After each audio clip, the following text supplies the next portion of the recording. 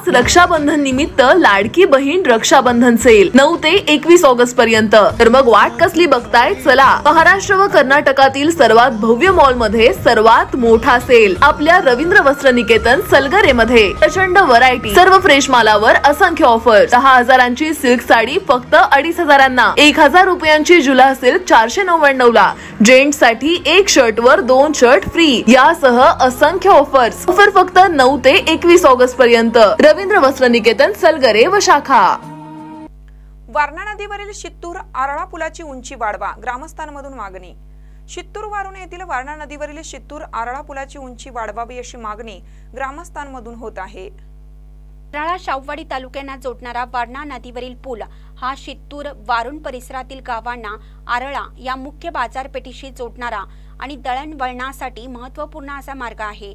प्रत्येक पावसाळ्यात वारणा धरणातून सोडलेल्या पाण्यामुळे आलेल्या पुरात हा पूल 15 ते 20 दिवस पाण्याखाली जातो। त्यामुळे अत्यावश्यक सेवेबरोबरच अनेक अडचणींचा सामना लोकांना करावा लागतो।